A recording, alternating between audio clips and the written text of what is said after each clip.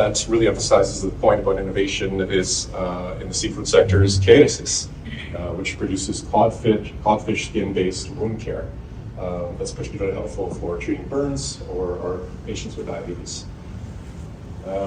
Based in the small town of Ísafjörður in the West Fjords of Iceland, the company founded in 2010 recently became Iceland's first biotech unicorn and the source of Denmark's largest foreign direct investment in Iceland of $1.3 billion US dollars.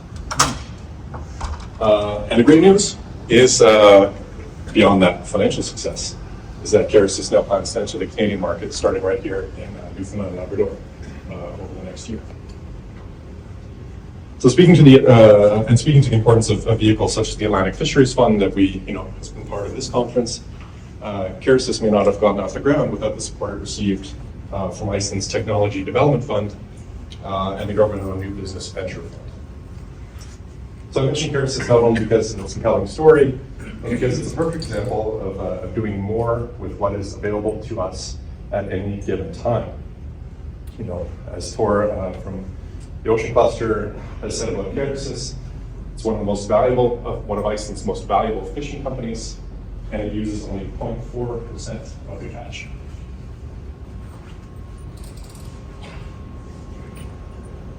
So Keresis, of course, far from the only Icelandic company whose success and business model are based on the complementary themes of automation, innovation, and byproduct valorization.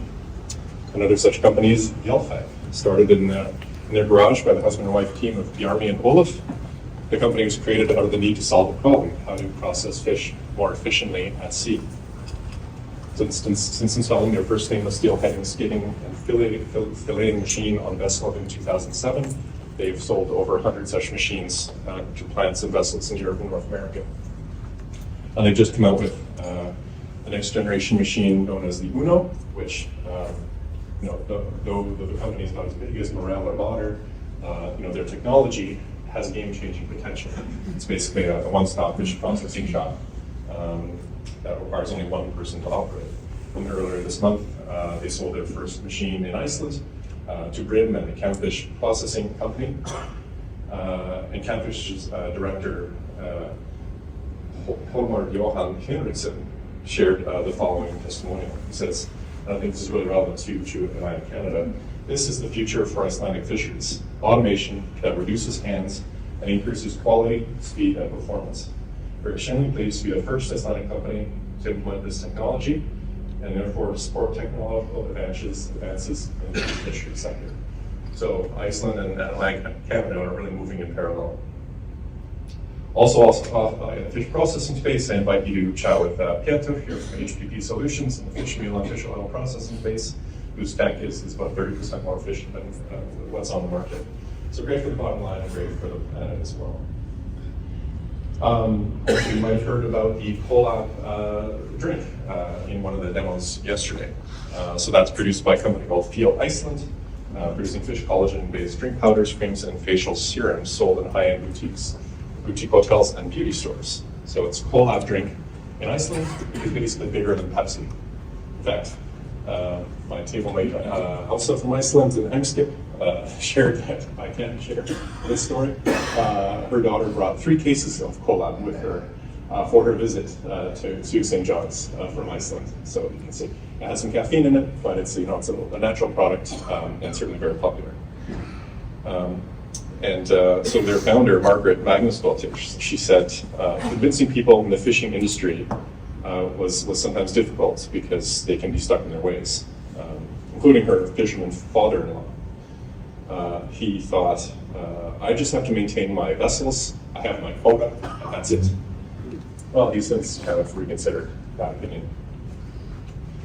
Other examples, looking beyond purely seafood, Polar Fishing Gear is another company that's come up with that innovative new fishing door called the Pluto fishing door, made of 50% recycled fishing nets. And this door is designed to float above the sea level, so it doesn't destroy the habitat that's along the seafloor. And not only is it used for opening fishing nets, but it's also actually being used to help detect mines in European waters. So defense applications as well. Again, what can you do with what you have in different ways? nearing the end here. So finally, I'll mention Heffring Marine. For them, like we've heard from others at this summit, reducing operating costs as well as carbon emissions are really key to their business. In terms of operating costs, it's basically through fuel efficiencies and insurance premium savings. So there's smart navigation tech, AI is kind of in this discussion, is being trialed by the BC Coast Pilots Association and the PEI Fishermen's Association, the latter with support from the Atlantic Canada Fisheries Fund.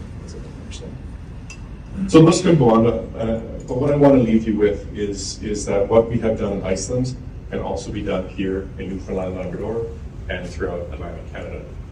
And you will find willing partners in Iceland to help make this happen.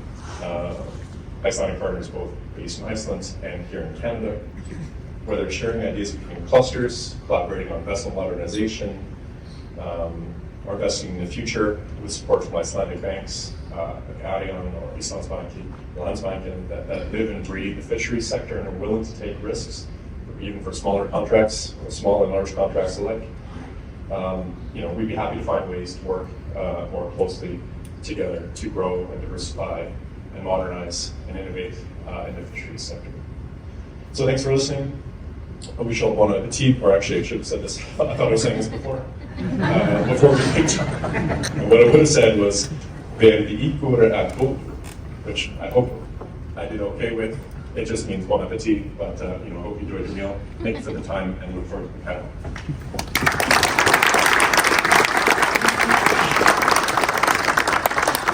Okay.